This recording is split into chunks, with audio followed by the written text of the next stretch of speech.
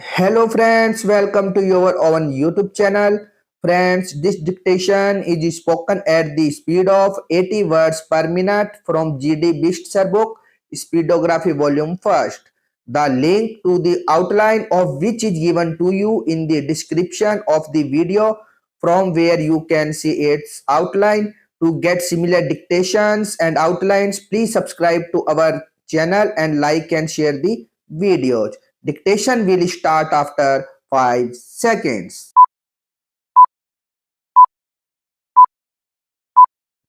Start, Mr. Vice Chairman. Sir, thank you for permitting me to speak though at the fag and to the discussion.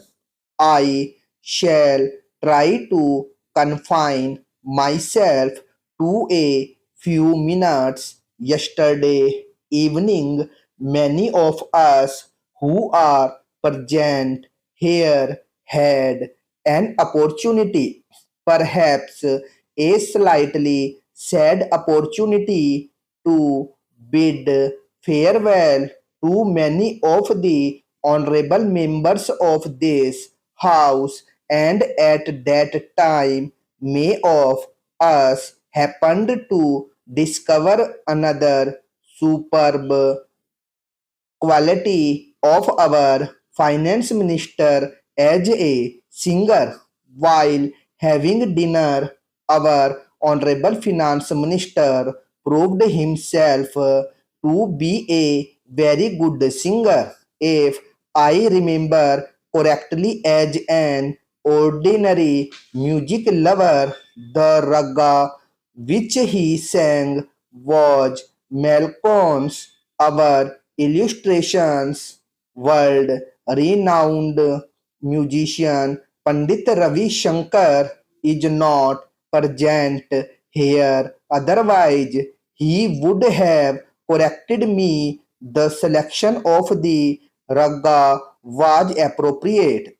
There, as we were bidding farewell to many of our honorable colleagues, but from the angle of the present state of affairs of our economy, the melancholy of that raga is very meaningful.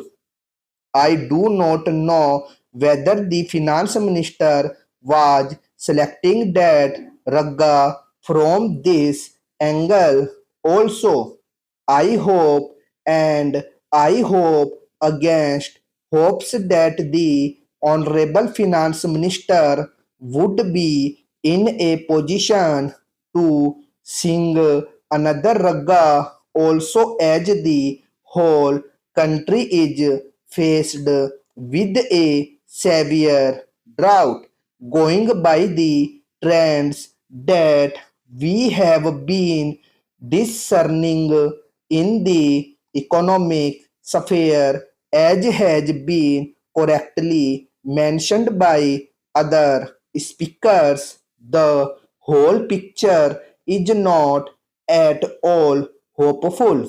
It is fraught with dangers. I do not want to enumerate all that now, but I find a very dangerous tendency developing in our country, which is against democratic traditions both in the policy and again in the economic management. Parliament has been considered, and Parliament should be the supreme authority to make legislation. Similarly, each and every paisa to be levied on the people should be done after threadbare discussion in Parliament. But what is being done these days? So far as legislation is concerned, through ordinances, backdoor legislation is being practiced. Similarly, in fiscal matters, the importance of budget is being eroded. Just before the presentation of the budget, the government is taking recourse to various methods through which an economic attack is being perpetrated on the masses or the people so that when the actual budget comes, the purpose of pickpocketing the people will be served through many other methods adopted by him. Sir, the budget has been generally proclaimed as a farmer-oriented budget, and many people claim that a much greater allocation is there for agriculture.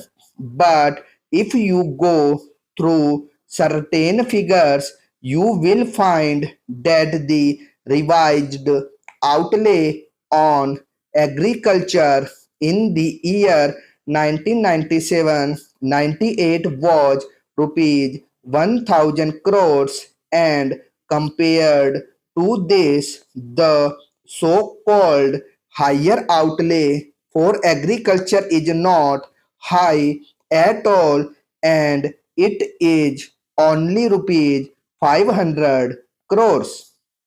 This is one part of the whole situation. It is actually less than what has been allocated in actual terms for the year 1997-98. Now comes another study bringing out the very alarming situation in the sphere of agriculture. What is the average annual growth rate in food grains production? A very detailed article has appeared in today's Hindu on the editorial page.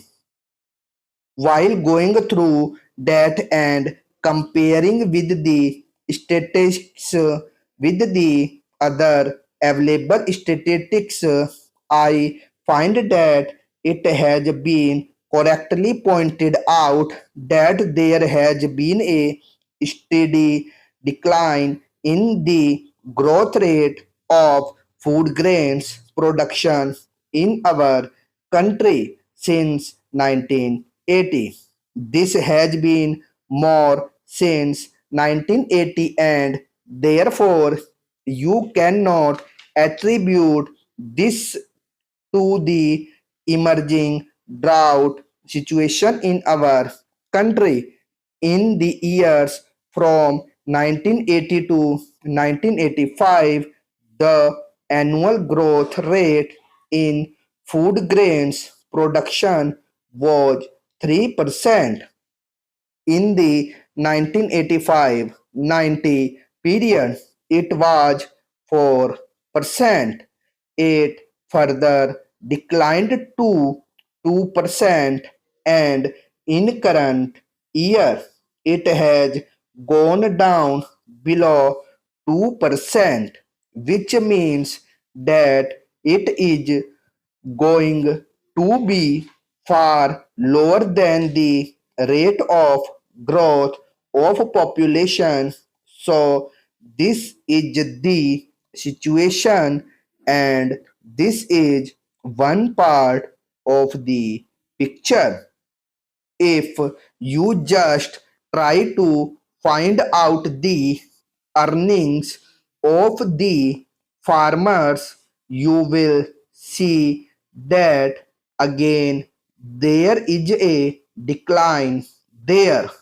From this observation of the agricultural sector, it has been amply proved that the situation in the agricultural sector is not at all promising and hopeful, and from this budget one cannot have a hope that the situation that would be emerging will be better. With these observations, I would like to oppose this budget because the overall orientation of the budget is still pro monopoly and pro landlord, and this budget is not going to change the pleth of the vast masses of the people. Stop.